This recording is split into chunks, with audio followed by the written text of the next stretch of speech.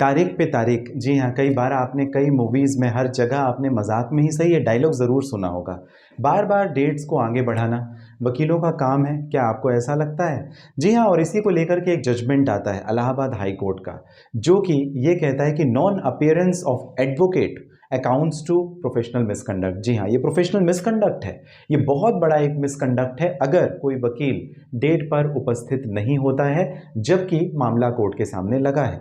इसे bench hunting का मामला बताया गया इलाहाबाद हाई कोर्ट। ये केस है Jinu versus state of Uttar Pradesh, आप गूगल में सर्च कर सकते हैं, जहां पर माननीय हाई कोर्ट जो इलाहाबाद की बेंच है वो कहती है, और ये कहती है कि एंटीसिपेटरी बेल का यानी अग्रिम जमानत का एक मामला कोर्ट में लगता है। अग्रिम जमानत वो जहां पर आपने कोई अपराध किया, आपको ऐसा लगता है कि पुलिस आपको अरेस्ट कर लेगी, आपकी गिरफ्तारी हो जाएगी, गिरफ्तारी से बचने के लिए आप कोर्ट जाते हो, आप अग्रिम जमानत लगाते हो। एंटीसिपेटरी बेल यानी आपको एंटीसिपेशन है, ऐसी आशंका है कि आपकी गिरफ्तारी हो सकती है, उसे एंटीसिपेटरी बेल कहा जाता है।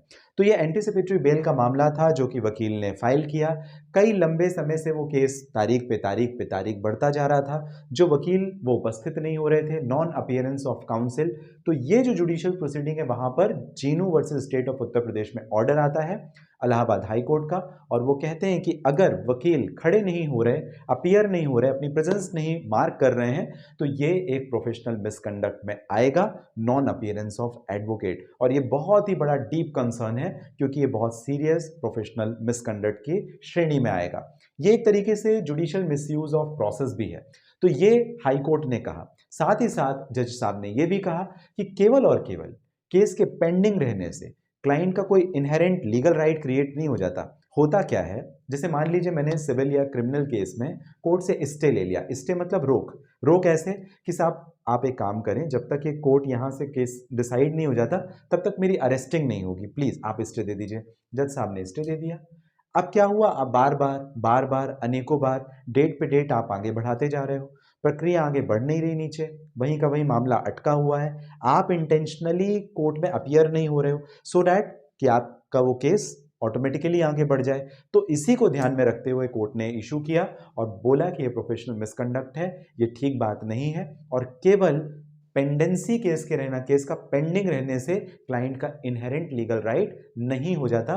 जबकि ये की प्रैक्टिस एक्सप्लॉइटेशन है, एक तरीके से प्रोसीजरल डिले है, आप प्रक्रिया में आप देरी कर रहे हो, डिले कर रहे हो, और इसका कोई भी पर्सनल एडवांटेज आपको नहीं मिल सकता।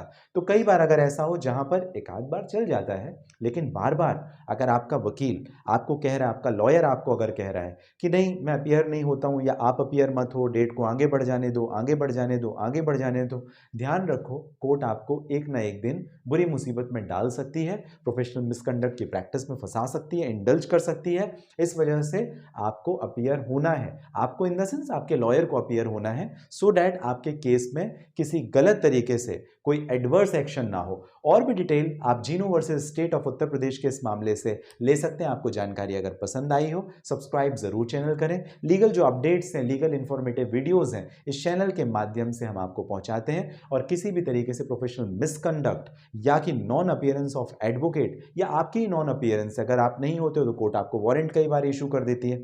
ऐसी स्थिति से बचने के लिए आप कोर्ट की डेट्स को मिस ना करें, या कि आपके जो लॉयर हैं वो मिस ना करें, ये काफ़ी इंपॉर्टेंट हो जाता है। किसी परेशानी के लिए अगर आप करना चाहते हैं बात, इस वीडियो के डिस्क्रिप्शन में डिटेल लिंक है जहां डायरेक्टली आपकी और मेरी हो जाएगी बात। मिलेंगे अगले वीडियो में। आप सभी स्वस्थ और सुरक्षित रहें।